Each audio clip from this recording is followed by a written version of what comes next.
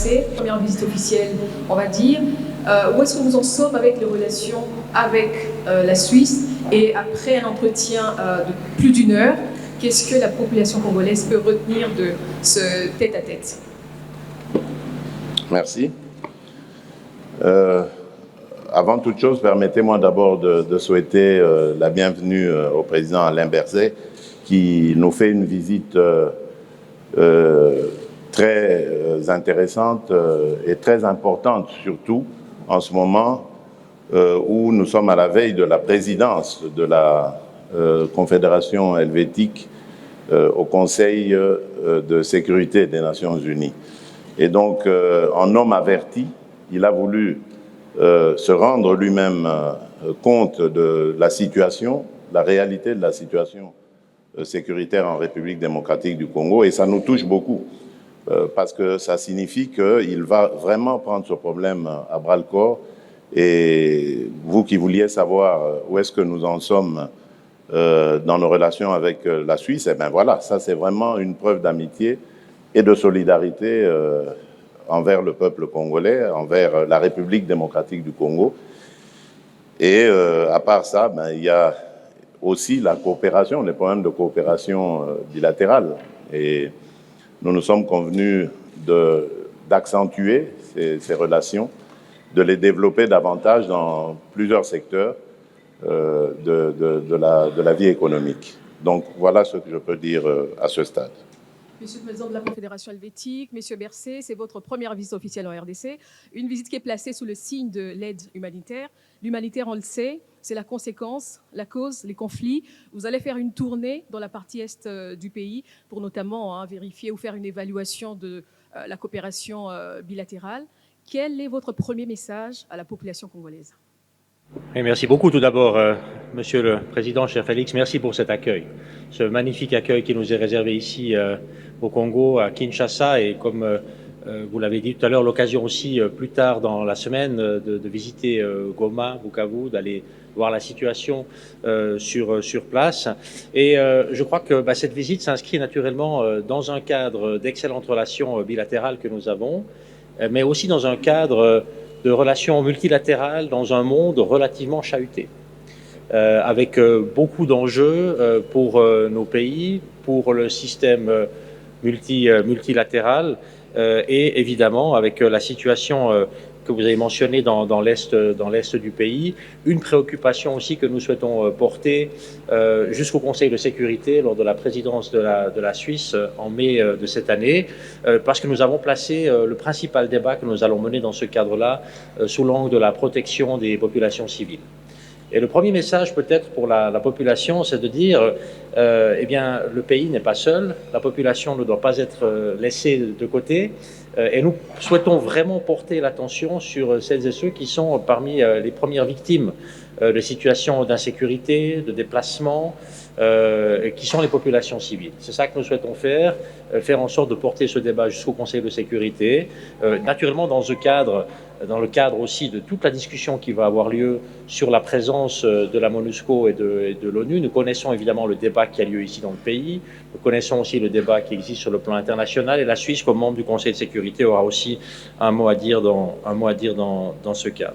Donc cette visite dans l'Est est pour moi un moment très important, après la visite ici bien sûr à Kinshasa, et c'est un très grand plaisir d'être de retour. C'est la première fois que je suis là en fonction comme président de la Confédération suisse. Je crois que c'est que la deuxième fois qu'un président ou une présidente de la Confédération visite le pays depuis l'indépendance. Donc c'est pas si courant. La dernière fois, c'était il y a une quinzaine d'années. Mais j'étais déjà venu auparavant. Je vous l'ai dit, Monsieur le Président, j'étais venu auparavant en 2004, une première fois, alors qu'on était en plein dans le processus de Sun City, comme parlementaire. Et j'étais revenu également en 2011 dans le cadre d'une organisation commune qui nous tient très à cœur, qui est l'organisation de la francophonie. Dans ce cadre-là, j'avais eu l'occasion déjà de venir aussi une fois ici à Kinshasa. Merci. Il y a les deux éléments, vous l'avez mentionné. Il y a évidemment d'abord la question de la relation bilatérale entre la Suisse et la République démocratique du Congo.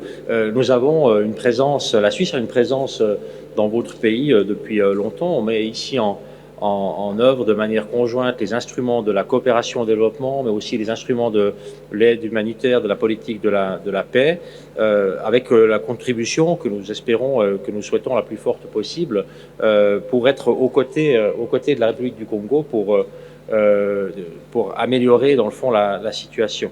C'est très complexe. Mais dans ce cadre, ce que je peux vous dire, c'est qu'en 2022, donc l'année passée, ce sont environ 25 millions de dollars que la Suisse a investi pour l'aide humanitaire, aussi pour la promotion de l'accès à la santé, pour la sécurité alimentaire, des questions de gouvernance et d'emploi, et on l'a fait notamment dans les provinces Nord Kivu, Sud Kivu et Ituri. Et ça, c'est vraiment la relation bilatérale et les travaux que nous avons là ensemble. L'autre élément, c'est le Conseil de sécurité. Pour la Suisse, ça a été un pas important de devenir membre des Nations Unies. Nous ne sommes pas un membre depuis très longtemps. Ça fait une vingtaine d'années maintenant.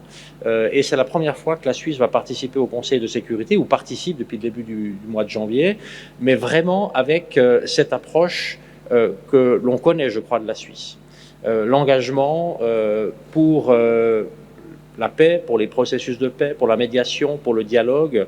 Vous connaissez également Genève, ce que nous appelons la Genève internationale, qui est le deuxième siège de l'ONU après New York, qui pour nous est d'une très très grande importance, un endroit où peuvent se passer beaucoup de contacts, d'échanges, pour tenter de trouver des solutions pacifiques aux problèmes et aux conflits. Et dans ce cadre-là, évidemment, c'est aussi cet ADN politique, c'est aussi cet ADN de la Suisse que l'on porte au Conseil de sécurité. C'est la raison pour laquelle un des grands thèmes de cette présidence du Conseil de sécurité, c'est la protection des populations civiles. Et où est-ce que les populations civiles ont besoin le plus de protection et de soutien? C'est là où il y a de l'insécurité, c'est là où il y a des conflits, c'est là où il y a des personnes qui doivent ou sont contraintes de se déplacer. Et c'est sous cet angle-là que, oui, vous avez dit, est-ce qu'on montre la couleur avec ça? Oui, on montre la couleur. C'est ce pourquoi nous souhaitons nous engager. Et il n'y a rien de mieux pour le faire que d'avoir eu des contacts sur le terrain, des échanges, de pouvoir voir les situations pour pouvoir en parler en connaissance de cause. C'est la raison aussi, naturellement, de tout ce déplacement dans l'Est du pays dès demain. Merci. La question de la neutralité est une question, naturellement, d'une grande sensibilité, mais aussi d'une grande vivacité dans notre pays, en Suisse. Cette question de la neutralité a aussi une assez longue histoire, et nous avons des règles que nous nous appliquons à nous-mêmes, évidemment, pour préserver cette neutralité. Neutralité ne veut pas dire indifférence. La neutralité n'est pas l'indifférence. Vous avez mentionné l'agression de la Russie sur l'Ukraine. Eh bien, dans ce cadre-là, évidemment, la Suisse a repris les sanctions européennes. Nous avons pris, je crois, une position qui est très claire pour dénoncer toute la violation brutale du droit international. C'est complètement inacceptable. C'est une violation directe de la Charte des Nations Unies. Enfin, il n'y a rien de tolérable dans tout cela. Cela dit, cela ne nous conduit pas à participer ou à exporter des armes ou à autoriser des réexportations d'armes, parce que nous avons une règle claire dans notre conception de la neutralité. Nous ne livrons pas, dans le fond, d'armes à des pays qui sont en conflit.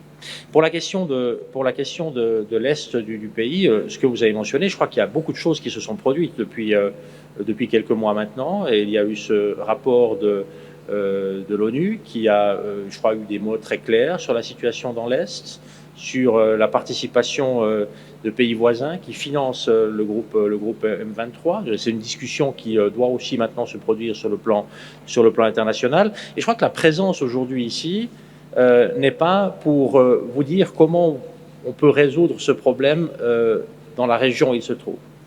Je crois que la solution à ce problème, ce n'est pas une indifférence de la communauté internationale, en tout cas pas de la Suisse. La solution doit venir de la région et des pays eux-mêmes. Bien sûr, avec un accompagnement et peut-être un suivi, si vous le souhaitez, de notre part, mais nous ne sommes certainement pas là pour dire à la République démocratique du Congo comment est-ce que ce problème doit être résolu. Plutôt au contraire, pour, dans le fond, apporter un soutien, une visibilité, une présence, pour porter ce débat sur le plan international, aussi dans le cadre du Conseil de sécurité. Et nous sommes très très attachés, évidemment, à l'intégrité territoriale de tout pays. Et cette intégrité territoriale signifie simplement qu'il n'est pas acceptable d'aucune manière qu'un autre pays intervienne sur le territoire d'un pays d'un pays souverain. Et je crois qu'avec ça, on a naturellement une position qui est très claire. Ma question est pour vous, Monsieur le Président de la République démocratique du Congo. Aujourd'hui, dernièrement, il y a eu beaucoup d'évolutions, notamment à l'Est et autour de la ville de Goma. On voit que certaines positions du M23 sont en train d'être reprises par la force régionale de l'EAC. Certaines personnes, selon des personnes sur place, des déplacés, retournent chez eux, notamment c'est les personnes du camp de Kanyaruchinya. Donc, selon votre point de vue, comment la situation justement humanitaire est-elle en train d'évoluer ? Et il y a une autre question qui est en ce moment d'actualité, c'est quid du renouvellement du mandat de l'EAC pour une période de 3 mois, entend-on. Pensez-vous que cela sera suffisant pour justement pour régler le problème? Et ensuite, quid de l'état de siège qui aura bientôt 2 ans? Je vous remercie. Très bien. Merci. Pour commencer, les déplacés de guerre, la situation des déplacés de guerre reste toujours précaire. C'est vrai il commence à y avoir des retours, mais qui sont encore timides parce que le retrait des terroristes du M23 se fait assez lentement. Donc nous ne sommes pas encore à un rythme rassurant pour les populations qui, en ce moment, vivent dans des conditions infrahumaines. Donc ce retour, je disais qu'il se fait timidement, mais nous espérons que dans les semaines à venir, il va s'accélérer. Pourquoi nous l'espérons? Parce que nous avons répondu à une lettre du secrétaire général de la communauté d'Afrique de l'Est qui nous demandait pour la prolongation du mandat de la force régionale et qui faisait un certain nombre d'observations par rapport à cela. Nous sommes confiants que dans les jours à venir, ce processus prendra un rythme beaucoup plus rapide dans la mesure où il y a la force angolaise qui va très bientôt se déployer pour suivre le processus de désarmement et de cantonnement par la suite du M23. Et à partir de ce moment-là, nous ne pensons pas que ce sera encore nécessaire de garder les forces qui composent aujourd'hui la force régionale. Donc, je parle de l'Ouganda, du Burundi, du Sud-Soudan et du Kenya. Parce qu'à ce moment-là, les forces du M23, le groupe du M23 sera précantonné, comme nous l'avons proposé, à Kichanga, où se trouve une base de la MONUSCO, et aussi une piste d'aviation, parce qu'après le précantonnement et donc le désarmement, ces forces seront déplacées vers un site que nous sommes en train d'aménager maintenant en ce moment près de la ville de Kindu, où ils iront en cantonnement et de là, nous les préparons donc à s'introduire dans le processus de désarmement, démobilisation, réinsertion communautaire. Voilà, donc nous sommes dans cette dynamique. Nous n'avons pas de raison de penser que cela posera un problème parce que, comme je vous l'ai dit, nous l'avons toujours clamé haut et fort, c'était une agression. Ce groupe a été manipulé par le Rwanda dans le but simplement de déstabiliser la région pour des intérêts qui n'ont rien à voir avec l'insécurité du Rwanda, parce que ce prétexte du soutien de la RDC au FDLR est fallacieux. Ça n'a rien à voir. Les FDLR, c'est une force résiduelle aujourd'hui qui n'est dangereuse d'ailleurs que pour la RDC, parce que ce sont devenus des coupeurs de route qui n'attaquent plus du tout le Rwanda et qui n'ont plus de revendications politiques contre le Rwanda. C'est plutôt pour des intérêts autres que ceux-là que le Rwanda nous a fait cette guerre. Et donc, si ceux qui nous ont fait cette guerre soutenue par le Rwanda sont des Congolais comme ils l'affirment, ils devraient normalement accepter de rentrer dans ce processus de désarmement, démobilisation et réinsertion et rentrer à la vie civile. Et là, j'aimerais faire une précision et le marteler comme il le faut. Il n'est pas question ici de dialogue politique avec ce groupe. Je le dis et je tiens à le préciser, il n'en sera jamais question. Tout simplement parce que nous savons comment ceux qui nous déstabilisent procèdent. C'est à l'aide de ce genre au moyen de ce genre de dialogue qu'ils profitent de la situation pour nous infiltrer des éléments qui plus tard vont créer des revendications fallacieuses et justifier donc leur agression de la République démocratique du Congo. Nous n'allons pas le faire parce que nous avons retenu les leçons du passé d'une part, mais parce qu'aujourd'hui aussi, il y a une nouvelle donne. L'Assemblée nationale, le Parlement en général, a pris une position claire et ferme là-dessus. Il ne sera désormais plus question de négociations politiques avec des groupes armés qui prennent des moyens militaires, qui utilisent les moyens militaires contre la République démocratique du Congo. Voilà, donc c'est clair. Ce qui va se passer, c'est du désarmement et de la démobilisation tout simplement. Si ces gens sont congolais, ben, ils vont devoir accepter de regagner la société civile, la vie civile, et non plus s'adonner à leurs activités. Comme un paradis fiscal, je dois vous dire, c'est pas l'impression que j'ai quand je paye mes impôts, personnellement. Mais ça, c'est une question tout à fait personnelle.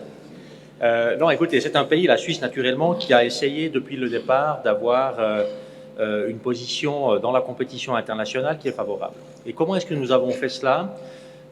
Tout d'abord, par les infrastructures, la formation, les capacités légales, dans le fond la stabilité légale et la prévisibilité du fonctionnement de l'État. Et nous avons avec cela réussi, mais ça a pris beaucoup de temps. Ça a pris beaucoup de temps. On fête cette année les 175 ans de la Constitution fédérale suisse. Imaginez, ça a pris du temps depuis l'arrivée de la Suisse moderne. Ça prend du temps, mais enfin on a réussi à créer, je crois, une situation qui, sur le plan international, nous est effectivement assez favorable. Cela dit, sur le plan fiscal, nous nous lions évidemment aussi à tous les efforts internationaux pour garantir une fiscalité qui soit durable et qui soit acceptable. Donc il y a maintenant un très grand projet de l'OCDE qui impose un taux d'impôt minimal aux grandes entreprises internationales. Nous avons naturellement tout préparé pour pouvoir appliquer ces décisions de manière précisément à éviter que la concurrence fiscale, dans le fond, détruise la base fiscale sur laquelle les États doivent aussi pouvoir se financer et fonctionner. La question des ressources et des sorties de ressources, je crois que c'est une question que nous ne pouvons pas régler, que chacun peut régler sur son territoire. Et naturellement, il s'agit ici, je pense, d'une responsabilité de la République démocratique du Congo dans des conditions qui ne sont pas simples, Monsieur le Président. Je le sais bien, on a pu en parler également hier et aujourd'hui, de manière à ce que l'extraction des ressources, l'utilisation de ces ressources suivent des règles qu'il appartient aux pays souverains de déterminer et de fixer. Ensuite, s'il y a des choses qui se passent sur une base illégale ou s'il y a des montants ou s'il y a des moyens qui s'échappent sur une base illégale, il y a aussi là un cadre dans lequel on peut entrer en contact pour résoudre les problèmes. D'ailleurs, c'est déjà arrivé avec la République démocratique du Congo. Et la Suisse a, je crois, à chaque moment démontré non seulement sa volonté, mais aussi sa disponibilité sur la base du cadre légaux existant de travailler avec tous les pays qui souhaiteraient discuter de ces questions et trouver une solution pour le retour de l'argent. Donc nous sommes toujours ouverts et disponibles pour mener la discussion. Il faut évidemment que ça se passe dans un cadre qui a été défini. Et nous avons ce cadre, et nous avons d'ailleurs une certaine expérience avec ce type de situation. Nous sommes toujours ouverts à ces discussions. Merci beaucoup. Je connais naturellement cette situation et ce cas, et c'est une question plus précise que la question précédente. Je donne volontiers quelques éléments à ce sujet. En fait, vous parlez d'une situation qui s'est présentée à la fin des années 90. Et à la fin des années 90, le gouvernement suisse a gelé un compte bancaire, a également bloqué les avoirs. C'était une villa ou une maison qui avait appartenu au maréchal Mobutu Sese Seko pour un montant d'un peu plus de 5 millions de dollars.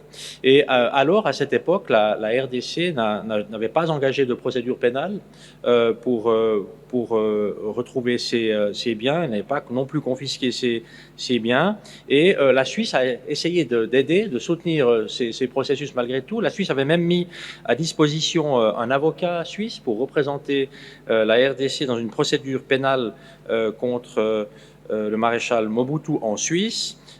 Mais ça ne s'est pas poursuivi. Et là, c'est aussi une question de responsabilité, une décision, j'imagine, des autorités de la RDC de l'époque qui n'avaient pas poursuivi les voies légales en Suisse jusqu'au bout. Nous avons essayé, la Suisse a passé 12 ans à essayer d'empêcher que cet argent ne retourne aux héritiers et qu'il puisse précisément être utilisé à d'autres fins ou revenir à l'État, mais ce n'est pas possible de le faire si l'État n'engage pas de poursuite. Nous avons fait tout ce que nous pouvions de notre côté et le cas s'est ainsi arrêté. Il n'y a pas de lien par contre avec le soutien de la Suisse et la présence de la Suisse sur le plan bilatéral. La présence de la Suisse sur le plan bilatéral, c'est une relation, j'allais dire, d'égal à égal entre deux pays souverains qui ont une longue tradition d'excellents contacts.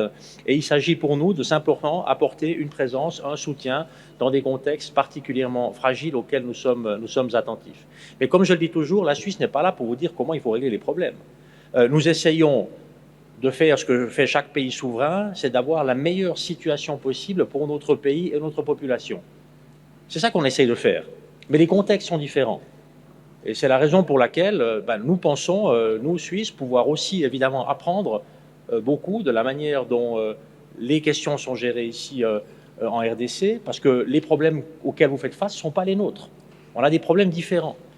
Et ça, eh bien, cette diversité des problèmes fait que l'on peut beaucoup apprendre en étant à hauteur de vue, d'égal à égal, de comment est-ce que l'on fait de part et d'autre. Nous sommes très intéressés à apprendre aussi de la RDC dans ce cas. Nous sommes naturellement prêts aussi à livrer nos propres expériences sur nos propres problèmes si c'est souhaité de la part de la RDC. Et c'est dans ce sens aussi, je crois qu'il faut voir cet échange, ces contacts et la durée de ces contacts. Merci beaucoup.